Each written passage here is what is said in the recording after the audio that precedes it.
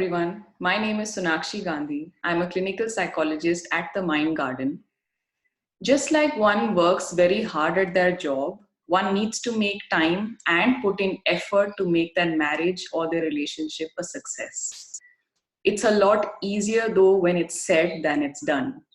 The recent times have forced all of us to take a hard look at our intimate relationships without the cover of any distractions to take us away from them. Continuing our video series on conversations about mental health, we will be talking about a very special relationship that is marriage, the pre and the post of it, the understanding of the journey, as well as some of the issues and possible solutions. To this effect, I have here with me a very special guest, Dr. Lubhana Malik. Lubhana is a relationship and family therapist with over a decade of experience in dealing with client issues and helping them to strengthen their own personal relationships. She currently practices independently in South Delhi. Lubhana is a compassionate and warm therapist and is extremely well regarded by her clients. I welcome you, Lubhana, and I thank you for being part of our series. Thank you so much, Sonakshi. It is an absolute pleasure to be here. To begin with, I must appreciate the initiative that you've started. I think it's absolutely wonderful that you're starting conversations about mental health, you're starting conversations about relationships, because I think that is the one topic that we always bow away from. For all the viewers, I'm Dr. Lubhana Malik. As Sonakshi has mentioned, I have been in this field for over 13 years now. My clientele includes individuals, adolescents, families, as well as couples. In my practice, I basically work on strengthening personal relationships. That is my motto, with self as well as with others. I also do workshops and talks for many schools, colleges, NGOs, as well as corporates. I often write about mental health as well, because part of my work is also to work on awareness about mental health issues and concerns that may come up in relationships. All of my work is available on my website and my Facebook page. So, Lubhana, every couple has their own journey, their own story. They all come from different backgrounds and they have different expectations from their relationship. But some things still remain common regardless. What does a journey, according to you, as a relationship therapist, what does a journey for a couple look like from the pre-marriage to the post-marriage phenomenon? What could be some of the stages and milestones that they go through typically? So, as you very rightly said, every couple has their own unique journey through dating, perhaps courtship, and into marriage, then parenthood, perhaps, and things like that. However, there are a lot of changes pre and post marriage. There are some big visible changes. For instance, changes in name, perhaps identity, in terms of space, as well as in terms of, maybe family traditions, culture, even for some couples. And then there are some smaller, more invisible changes as well that happen, which could be, about the way that you take turns in terms of speaking, or how you feel in terms of, your anxiety levels, your stress levels, perhaps how the expression of love, care, empathy happens. So there are a lot of changes in that sense. When we talk about what are the kind of issues that couples have to negotiate, so I think to begin with, all couples have to at some point figure out what the relationship is going to look like. So who's going to be doing what kind of roles inside home, outside of home, how will finances come in, who will bring in those finances, even in terms of how will those finances be managed, as well as how do we manage our social life, connection with family, connection with friends, maybe even things like what are going to be the boundaries that each individual might have in the relationship, and what are the boundaries that keep the couple inside the relationship and perhaps the whole world outside of the relationship. So these are some of the few issues that they have to negotiate as they go through the journey of coupledom. And then there are these big projects that couples embark upon. Projects like perhaps taking a vacation, setting up home, perhaps having children, keeping a pet. And I think it is through these projects that we are able to understand what kind of partnership each couple is going to have. And I think that is where, again, the uniqueness in every relationship comes out, because it is about how they uniquely create that kind of a roadmap for the journey that they're going to have. As you just now said that, there could be certain situations, certain issues that could come up through every stage during marriage or even before or after that. But if I just had to ask you, what could be some of the possible reasons for couples to seek help in either of these situations? So I think that in the Indian context, what becomes very problematic with couples is not being able to identify when to seek help. Hmm. I think that becomes a bigger issue sometimes even than what to seek help for, which I'll as well come to in a bit. I think when we're trying to figure out when to come for help, what tends to happen is that couples tend to come for therapy 2 or 3 years after they start, facing issues. Hmm. So it's literally like going to a doctor when your sprain has turned into a ligament tear. And I think that's the understanding that I would like to bring out here, that when you start to feel discomfort, when you start to feel unhappy from basic smaller things, when you start to have misunderstandings, that is the time to look at going into therapy, because those misunderstandings over time can lead to mistrust. They can lead over time to bigger issues like I don't feel loved, or even resentments, for instance, in that sense. And when we say, what could really be a trigger for issues to go into therapy, there could be many issues like you're unhappy in the way that your marriage functions, you're unhappy with what role you have defined for yourself or even has been prescribed for you, because every couple will over the years go through slight changes in how they want to function in the relationship. And of course you should be allowed to change up things in that sense as per your need at that point. There could even be issues like how a relationship goes through big phases after those as well, like when you move into a house, like I said, or you have children. Those kind of big events can also bring about issues. Now there can also be issues because of third party interference, which could be because of friends, it could be because of both families as well, or there could also be infidelity, which could lead to bigger issues in the relationship. So the idea is that it could be a trigger, perhaps even as simple as, there's socks lying always in the corner of the room. So something that small can trigger a massive blowout. But it's very important to be able to understand that when that sock started becoming irritating, so that you could go back and in that sense figure out when actually we have to figure out and seek for help. Hmm.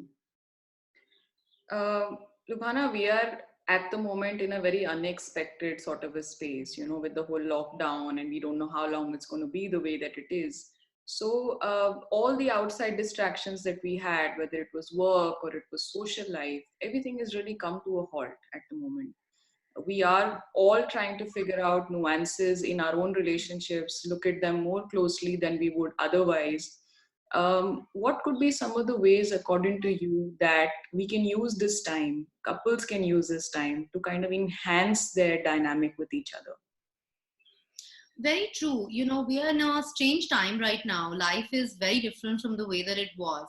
And a lot of those distractions actually really help you to go on about your day, because they help you to ease out, they help you to have some kind of free time. And so a lot of things that perhaps aren't frustrating on a regular basis have become frustrating now. When we look at what to do with this time, especially building on a relationship becomes very important, because as mental health professionals we both know that coming out of this lockdown and what life is going to be like after is going to lead to a lot of stress and pressure in terms of, even for mental health professionals, to see more and more people walking into the therapy room. So in one place it might destigmatize seeking therapy, but this also means a lot of mental health concern for all of us people in that sense. And what's important to understand is that what are the kind of things, as you rightly asked, that we can work on to enhance our relationship at this point. So those could be manifold. We could look at perhaps something like more teamwork, increased understanding, perhaps better communication, look at building better boundaries for, like I was mentioning earlier, boundaries for the couple. We could look at perhaps better responses to each other that are more filled with care rather than filled with resentment or spite. And if, for example, we talk about something like communication, because communication is the number one thing that couples walk into the therapy room for. Now, we say we want better communication in our relationships, in families, in our marriages, but we seldom understand that communication is as much about listening as much as it is as about sharing. That communication is for expression, it's not really for agreement. And what tends to happen is that unless we understand that agreement is not the only response, we are able to talk about what we're not okay with. Unless that space is opened up in a couple's relationship, a lot of things are going to pile on, a lot of things are going to fester.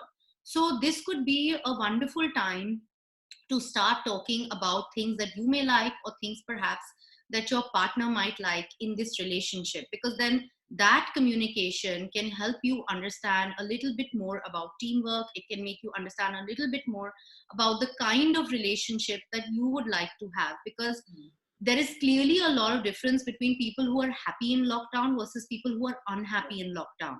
And I think it's a lot about the kind of lives and homes we have built for ourselves, which is why this time is so critical to look at the kind of relationships and spaces that we have invested in, because really we are kind of seeing that at the end of the day, that is what we actually have for ourselves. So Right. this is a great time to actually work on the core of the relationship in that sense. You know, I know that everything has a boundary or has a threshold, right? And I know that that varies greatly because everybody has individual differences. People have different ways of, expressing their boundaries and expressing that threshold as well. But according to you, do you think that there could be, and are there any non-negotiable issues in marriage? Something that you would be very directive with your suggestion as a therapist for or against as well?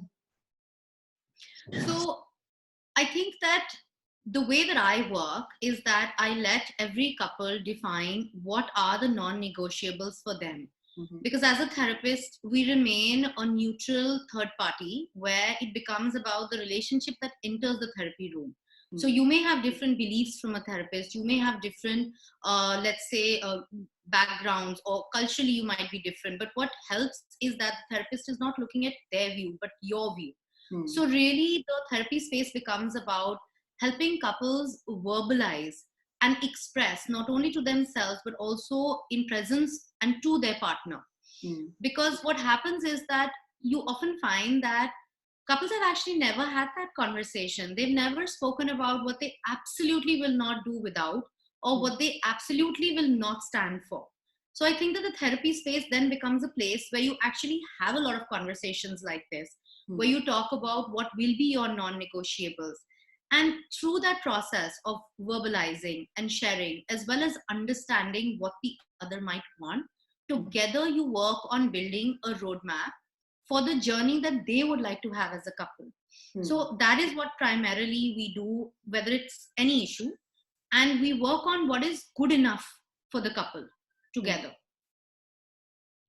Uh, Now, as a regular couple, as a typical couple who functions through their life normally on a day-to-day basis, one has multiple distractions around them. So one will have their own families, they have each other, they have kids, they can have a social life, they have work. How does one really make time, quality time for their partner, feel more connected? What can somebody do to kind of initiate that or keep that spark or that connection going? So you're very right that there's so many things that we have to juggle with in normal life. And while there might be slightly more things at a time like this, a lot of these aspects that you have mentioned are in any case a part of our regular life. Mm. And you're very right that we often forget about connecting with our partner. We often forget about what intimacy would look like. Mm.